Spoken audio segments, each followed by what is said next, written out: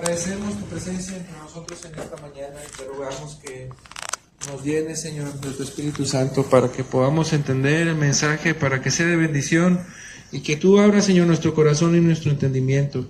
Quita todo estorbo, todo pecado, Señor, que interrumpa, que tu Espíritu Santo se mueva libremente, Padre. Te rogamos que llenes de gracia a Saf en esta mañana, que tú permitas que su mensaje sea de gran poder, Padre. Te lo rogamos en el nombre de Cristo Jesús. Amén.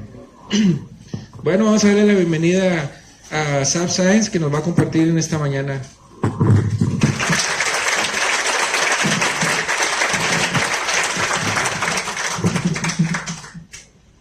¿Probando? Muy bien. Dame un segundo nomás. Prendo esto.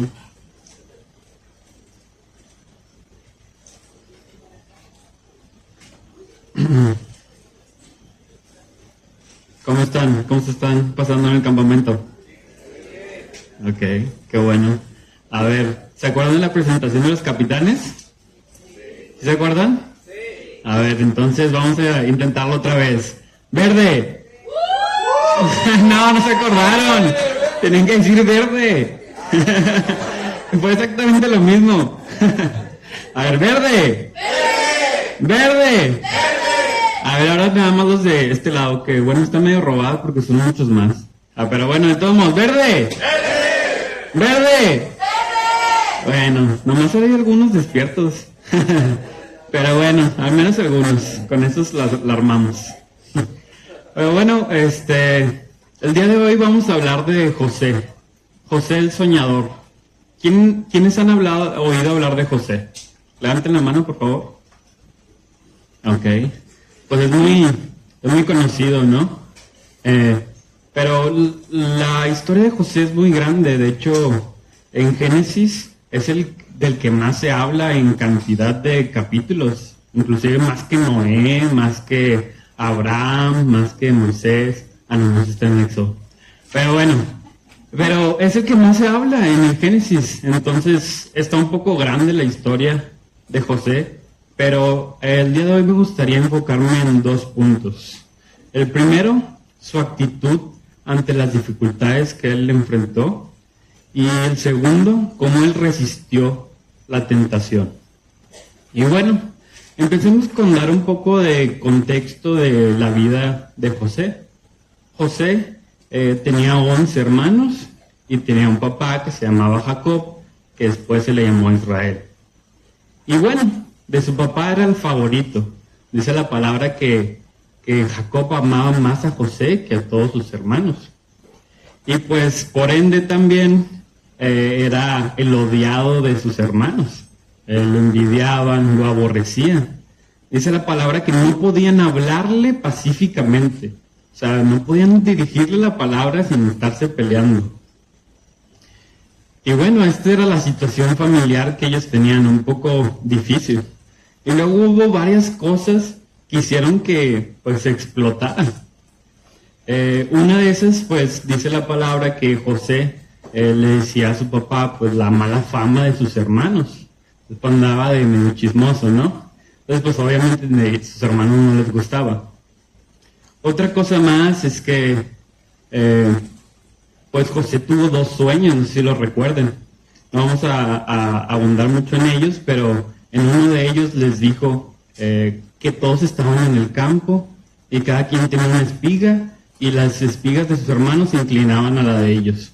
Bueno, ese sueño no necesitaba mucha interpretación, ¿no? Entonces, sus hermanos, viendo que él era el menor, bueno, casi el menor, eran 2 en total y José era el penúltimo. El último era Benjamín, no sé si se acuerdan. Pero bueno, entonces ellos le dicen, ¿cómo tú, siendo el más chico, te vas a señorear sobre nosotros? Entonces pues tuvieron más envidia de él. Y luego también les contó otro sueño que decía, el sol, la luna y 11 estrellas se inclinaban hacia mí. Y ese sí se lo contó a su papá y a su mamá, porque pues también los incluía. Y ahora sí Jacob nunca dijo nada, pero ahora sí cuando lo incluyó, ahí sí dijo, ¿cómo? ¿A poco tu mamá y yo también nos vamos a inclinar ante ti? O sea, bueno, podemos ver que Jacob nunca se metía. O sea, podía decirle lo que fuera a sus hermanos, pero cuando ya lo tocó, ahí sí dijo, oye, ¿a poco yo también? Pero bueno, eso fue una de las otras cosas que pues hizo que fueran aborreciéndolo un poco más. Y luego todavía su papá ve que está toda esta situación y le hace una túnica de colores. Las túnicas de colores, de muchos colores, eran muy difíciles hacerlas en ese tiempo. Usualmente ellos solamente tenían un pedazo de tela de un mismo color, solamente tenían un hoyo y eso era lo que se ponía. Las túnicas, aparte de ser de muchos colores y ser difíciles de hacer y de conseguir, tenían mangas. Entonces, pues era muy diferente, ¿no? Entonces, sus hermanos fueron aborreciéndolo más y más. Y bueno, hasta un día en el que su papá le mandó a hablar a José, y me llama mucho la atención cómo le responde José a su papá. Él le dice, heme aquí. No sé si se acuerdan que ayer Chuy nos contó de una visión que tuvo Isaac, que él escucha al ángel de Jehová y dice, ¿a quién enviaré? ¿Recuerdan cómo le contestó? Heme aquí, envíame a mí. Siempre vemos esta frase muy recurrente en la Biblia, que cuando alguien está sumiso y es obediente, le dice, heme aquí. Así le respondió Isaac a Jehová, y así le respondió José a Dios. Heme aquí. Bueno, había muchas razones por las cuales José era el favorito de su padre, pero estoy seguro que ser obediente era una de ellas. Entonces él va con su padre y dice, heme aquí, ¿qué gustas que yo haga? Entonces su papá le dice, bueno, tus hermanos fueron a apacentar las ovejas, así que ve a ver cómo están y me traes el reporte. Bueno, lo mandó a chismear un poquito como lo hacía, ¿no? Como ya lo hacía. Era su trabajo en ese momento, porque los otros ahí andaban en las ovejas y pues su trabajo era supervisar, ¿no? Y bueno, fue a verlos, a buscarlos a Siquem y no los encuentra. Y los estaba buscando hasta que una persona les dice, no, les dice, ¿qué buscas? Y él, pues a mis hermanos. Les dice, no, ya se fueron. Y yo los escuché decir que iban a Datán. Y bueno, ahí va buscándolos a Datán. Y antes de que llegara José a Datán, sus hermanos lo vieron a lo lejos y empezaron a conspirar para matarlo. Así de fea estaba la situación en su familia, así de tensa. Empezaron a pensar en matarlo, a conspirar, dijeron, matémosle, echémosle a una cisterna y veremos qué es de sus sueños. Así como, pues a ver si es cierto que ibas a señalar sobre nosotros, ahora te vamos a matar. Eso empezaron a decir. Y bueno, el más grande se llamaba Rubén, le quedaba un poco de sensatez y dijo, no, espérense, no vamos a matarlo porque es nuestro hermano y su sangre va a estar sobre nuestras manos. Mejor echémoslo a la cisterna. Cuando dicen la cisterna, pues como saben son para guardar agua, pero eso no tenía agua, entonces pues era un vil pozo. Un pozo en el desierto, ese era el mejor plan de Rubén, echarlo solamente en el pozo, en el desierto. Pero bueno, su idea era después volver por él y regresarlo a su padre. Pero bueno, esa era la idea. Ellos querían matarlo y Rubén los convenció de solo echarlo al pozo. Y cuando va llegando José, ¿qué creen que fue lo primero que hicieron? ¿Alguien se acuerda? ¿Pescaron? Pues sí, pero le quitaron su túnica. Exactamente, ese símbolo de especialidad, de favoritismo de su padre, fue lo primero que hicieron. Le quitaron la túnica que le había hecho su padre, que traía, y lo echaron a este pozo en el desierto. Y después, tranquilamente se sentaron a comer pan. Estaban comiendo ahí mientras su hermano estaba en el pozo. Y vieron que iban pasando unos madianitas y dijeron, pues es cierto, Rubén tiene razón. Es nuestro hermano, no hay que matarlo, pues mejor lo vendemos y así nos ganamos una lanita. Entonces, mejor, ¿no? Era el win-win para ellos, el ganar-ganar. Entonces, pues lo vendieron a estas personas. Y estas personas se lo llevan a Egipto y lo revenden a Potifar, el capitán de la guardia.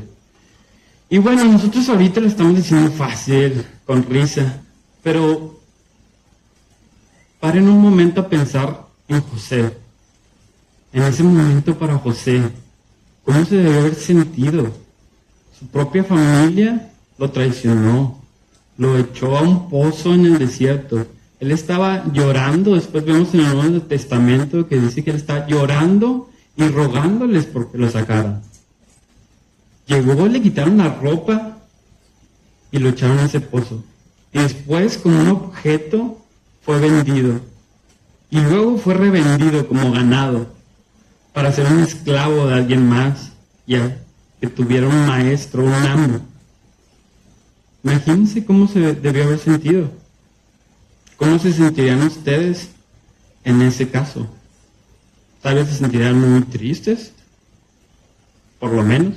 Tal vez se sentirían desilusionados con las personas, con su familia, tal vez inclusive con Dios.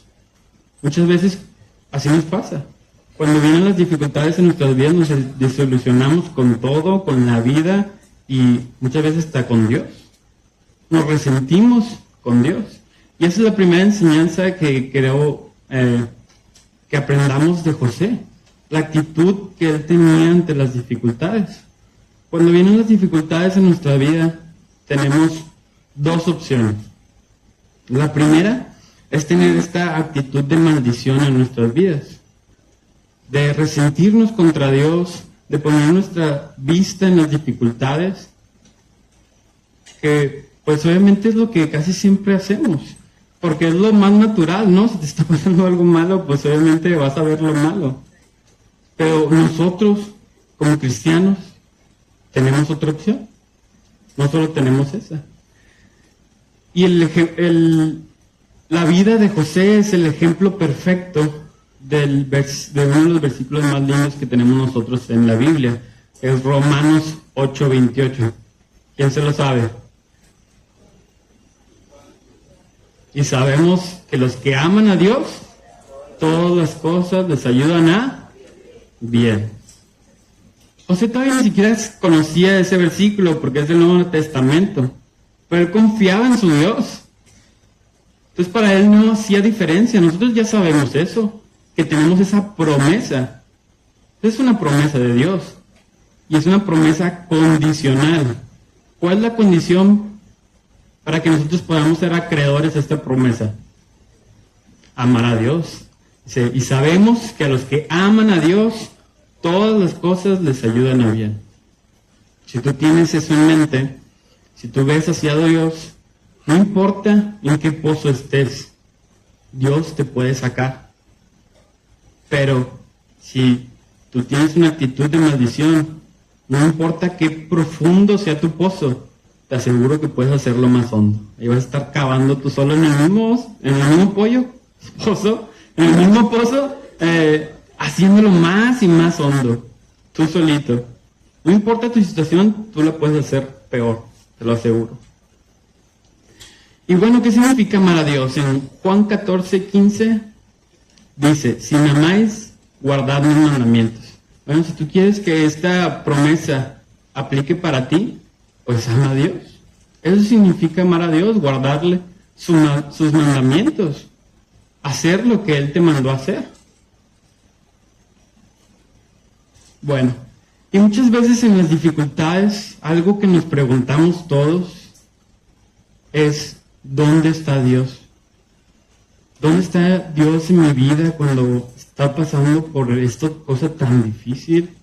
¿Dónde está Dios en la vida de otras personas que vemos que están pasando por cosas difíciles? Y bueno, hoy nos podemos preguntar, ¿dónde estaba Dios en ese momento que José estaba pasando por eso? Y bueno, vamos a leer en Génesis 39, 2-4.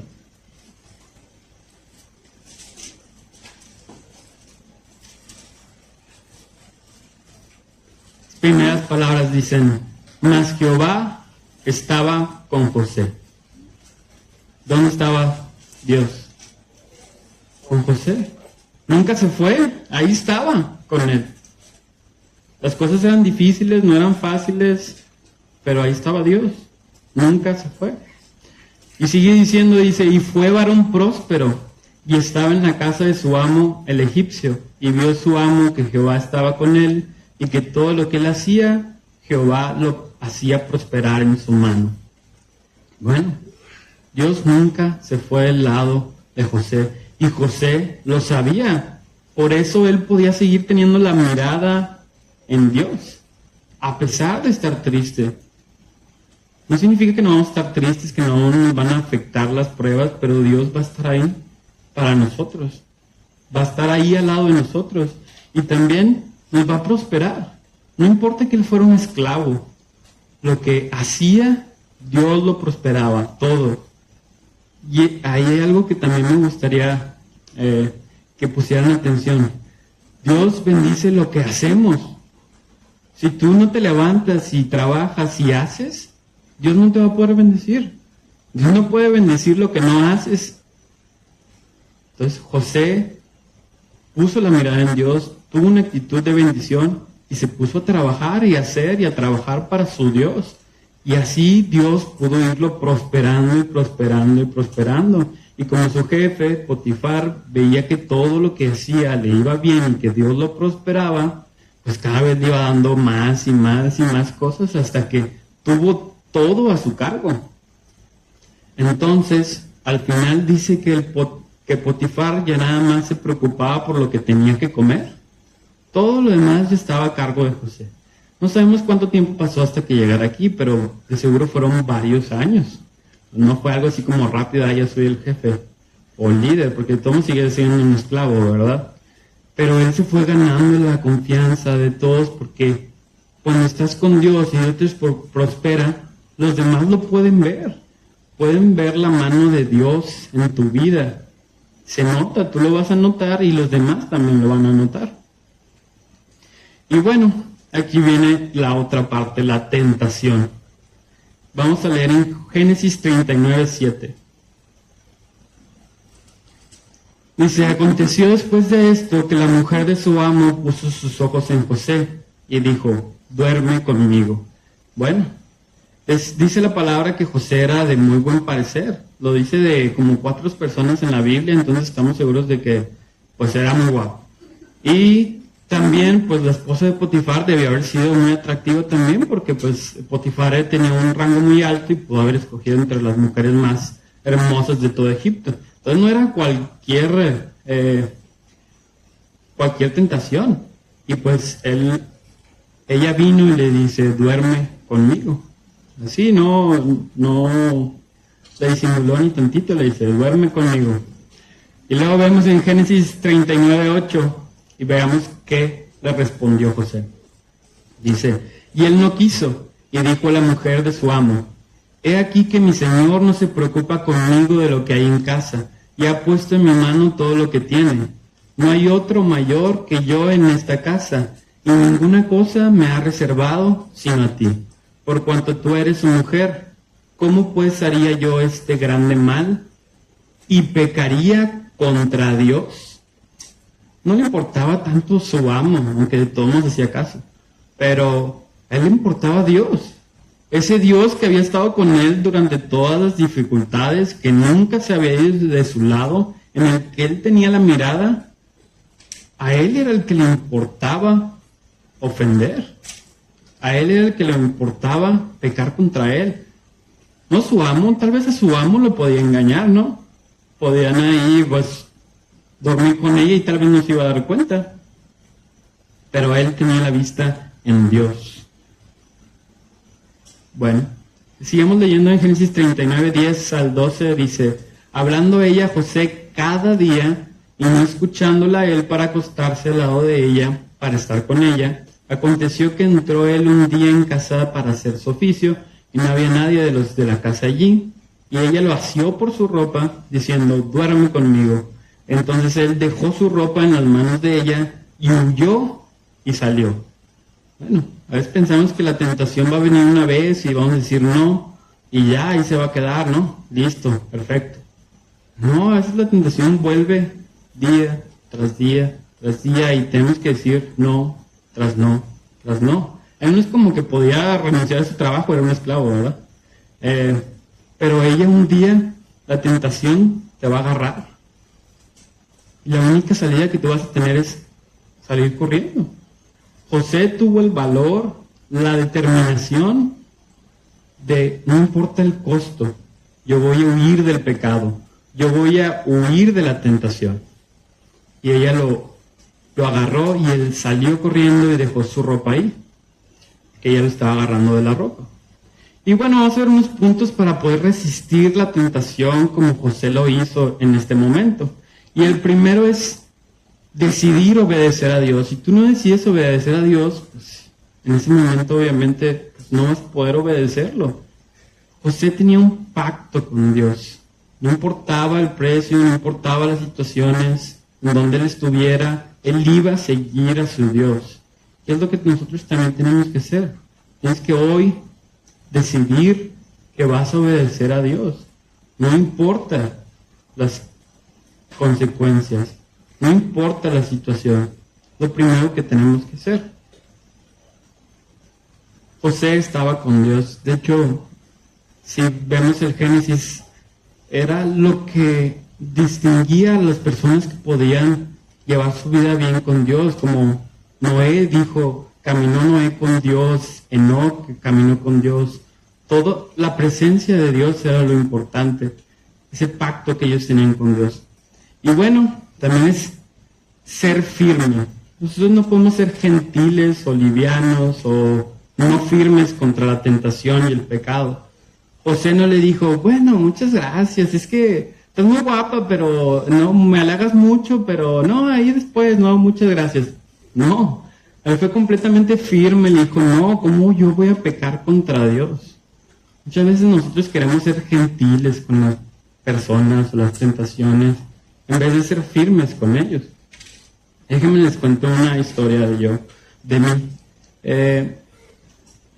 Cuando estaba joven y vivía todavía con mis padres, todos los años íbamos a Mazatlán, o la mayoría de los años íbamos pero seguido, y pues tengo varios primos, entonces muchos son jóvenes, y cuando fuimos creciendo todos, pues ellos que les gustaba al menos unas noches ir al antro, ¿no?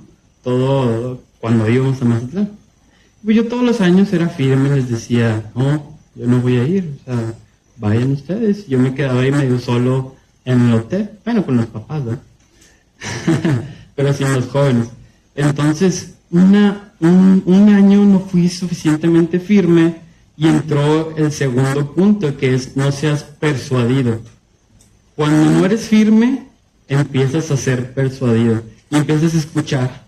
No, uno de mis primos, no, pues es que tú vas y pues tú no vas a tomar, entonces pues ahí que no pasa nada. No, pues tú ve, nomás platicamos y pues tú no vas a bailar, entonces pues ¿qué tiene de malo? No, pues ahí estás tú ya. Cuando no eres firme dices que no, ya empiezas a racionalizar lo que vas a hacer para tratar de justificarlo, ¿no? Y hasta llegas a extremos donde, no, pues es que si voy, pues voy a ser de testimonio para ellos porque pues vamos a convivir y no los voy a rechazar, ¿no? Empiezas a pensar, no voy a ser rudo con ellos o grosero. Pero pues eso ya es cuando no eres firme y empiezas a persuadirte, ¿no? A convencerte.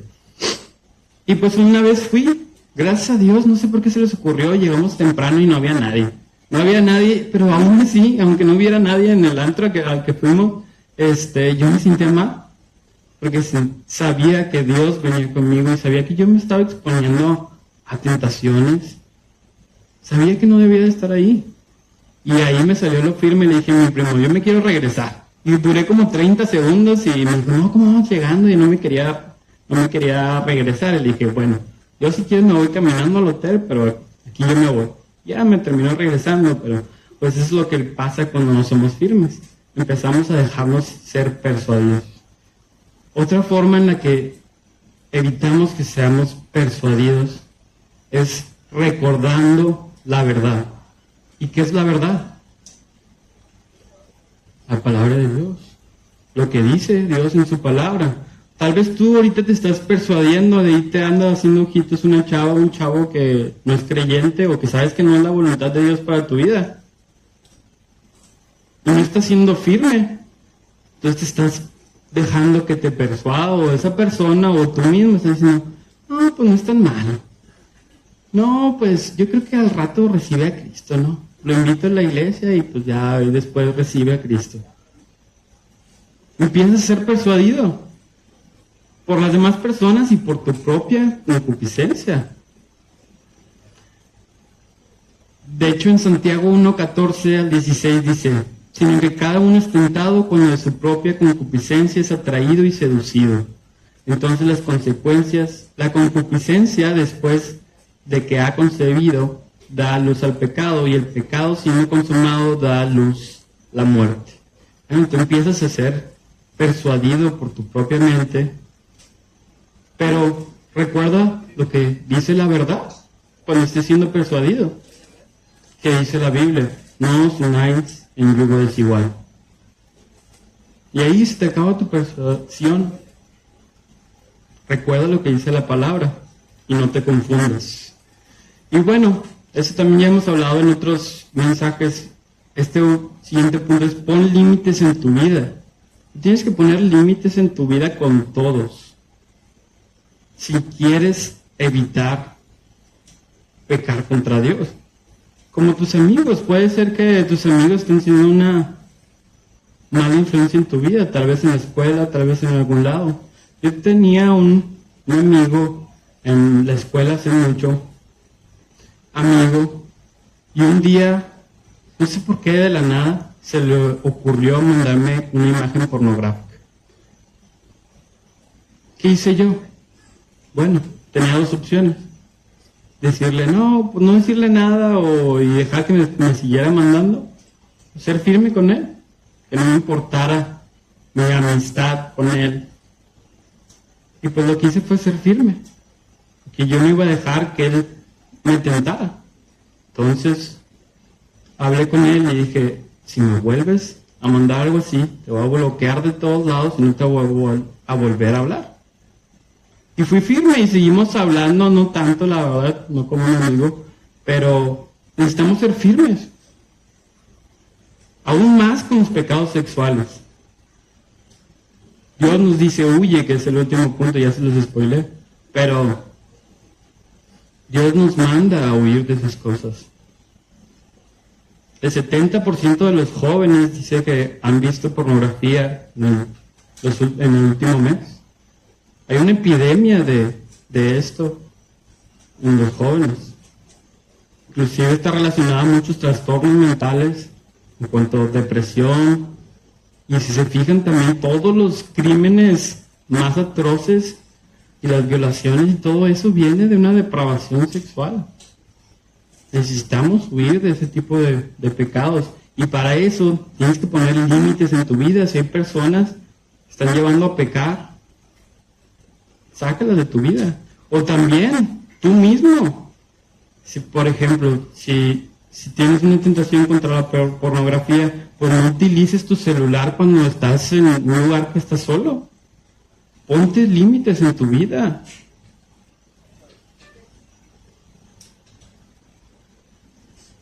Pon límites en tu vida. Entonces, Isaías 59:1 dice: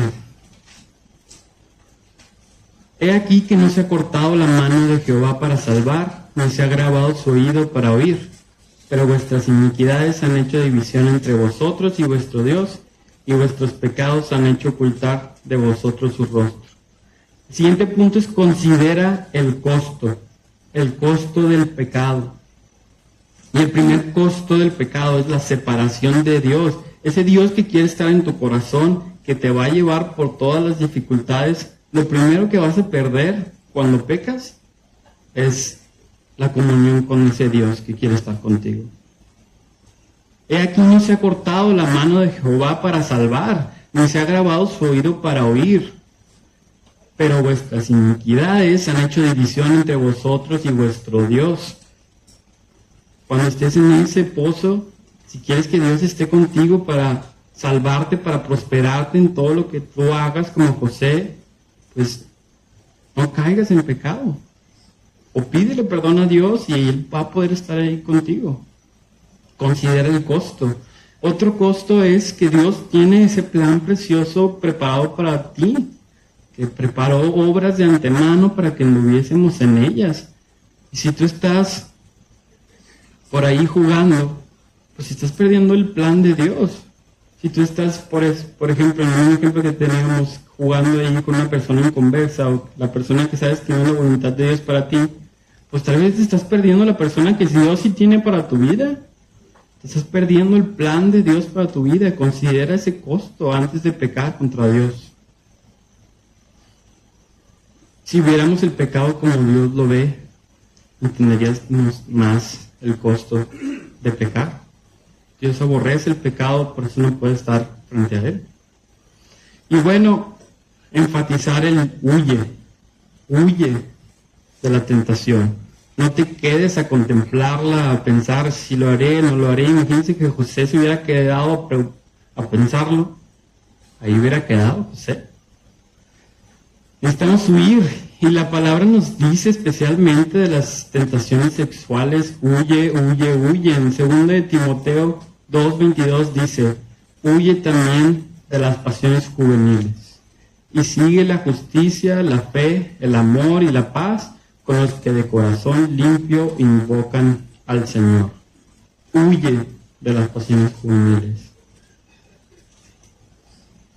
1 Corintios 6:18, dice, huid de la fornicación. Cualquier otro pecado que el hombre cometa está fuera del cuerpo, mas el que fornica contra su propio cuerpo peca. Una y otra vez la palabra nos pide, huye de los pecados sexuales, porque contra tu propio cuerpo vas a pecar y vas a tener que llevar las consecuencias toda tu vida. Nunca se van a poder ir las consecuencias de tu pecado. No significa que Dios no restaure personas. No significa que si tú ya caíste, Dios no te puede usar y no te puede restaurar. Eso no estoy diciendo. Dios claro que lo hace y lo va a hacer si tú te vuelves y dejas esos pecados. Pero la consecuencia la vas a llevar toda tu vida. Cuando tú tomas una decisión por tu cuenta, las consecuencias van por tu cuenta. Cuando tú dejas la decisión a Dios y sigues lo que Dios te dice, Él se va a hacer cargo de las consecuencias. Que también está relacionado al último punto sobre la tentación, es no te confundas por los resultados inmediatos. Bueno, para ejemplificarlo perfectamente, veamos qué fue lo que le pasó a José cuando resistió esta tentación. Bueno, ¿alguien se acuerda qué fue lo que le pasó? Lo echaron a la cárcel. Tal vez nosotros diríamos, oye, no hombre, pues ya superó la tentación, José, ¿no? Dios, recompénsalo, por favor. Este es el momento perfecto para que lo recompenses, y la cárcel. Bueno, cuando él dejó su ropa, se quedó su ropa porque él salió corriendo. La esposa de Potifar, cuando regresó, y a los siervos también les dijo, no, pues es que este hebreo vino y trató de violarme prácticamente, en otras palabras, y cuando yo grité, pues él se fue y dejó aquí su ropa. Y bueno, su esposo pues le creyó y pues lo echaron a la cárcel. Imagínense ya, o sea, llegó como esclavo, luego subió y luego era otra vez cárcel. ¿Y por qué? Por seguir a Dios. Pero para él cambió la decisión que él tenía de seguir a Dios. A pesar de estas dificultades, otra vez, él no cambió su actitud. Decidió de nuevo seguir a Dios. Decidió no perder la mirada. Otra vez no significa que no estaba triste, que no era difícil. No, lo era. Pero él aún así tenía la misma actitud ante estas dificultades. Y no podemos abundar en todo lo demás que hizo José, no tenemos tanto tiempo, pero Dios lo volvió a sacar de ahí, volvió a él seguir a hacer para Dios, y Dios lo volvió a prosperar, y también el jefe de la cárcel vio que Dios lo prosperaba y subió hasta que era jefe de la cárcel. Y por eso me refiero a que no te confundes con los resultados inmediatos. Pues para él fue difícil, y también si tú tienes que cortar una relación en tu vida el día de hoy, pues te va a doler. Si tienes que quitar algunas cosas, pues te va a doler. Pero va a ser lo mejor para ti, porque vas a poder meterte otra vez en ese plan precioso que Dios tiene. Y el spoiler de José es que tenía un plan magnífico para José. Pero si él no hubiera podido pasar por esas pruebas y superarlas, no hubiera podido llegar a donde Dios después lo mandó. Fue con Faraón eventualmente y interpretó el sueño de Faraón, y Faraón lo puso por señor de todo Egipto. Llegó a ser señor de todo Egipto y lo subieron a un carro y lo mandaron por toda la ciudad diciendo: doblad la rodilla. Ese era el plan de Dios para José, pero si él no hubiera podido superar esas pruebas y no perder la mirada de Dios, no hubiera llegado ahí. Y perdonó a sus hermanos y se salvó no solo a sí mismo, salvó a todo Egipto de morirse de hambre, a las ciudades alrededor y a toda su familia por él permanecer. Cuando tú decides por el pecado y una actitud mala, pues va a haber destrucción para ti y para los de tu alrededor. Pero cuando decides por Dios y obedecerle, va a haber bendición para ti y salvación, y para todos los demás también. Para José, pues salvó a muchas personas de morir de hambre, y a todo el pueblo de Israel. Y bueno, ¿qué les parece si cerramos con una oración? Señor, muchas gracias por este día, gracias por enseñarnos a través de José lo que tú quieres para nosotros. Ayúdanos, Señor, a poder resistir la tentación. Ayúdanos a poder huir de ella, Señor, a ser firmes ante la tentación y a poder tener una actitud, Señor, buena, Señor, ante las dificultades, Señor, que tenemos que pasar. Gracias porque sabemos que tú estás con nosotros, Señor, y que vas a estar ahí siempre. Ayúdanos a no perder la mirada en ti, Señor, y poderte ver cada día, Señor, al lado de nosotros. Quédate con nosotros en este día, Señor, te lo pedimos en el nombre de tu amado Hijo Jesús. Amén. Muchas gracias.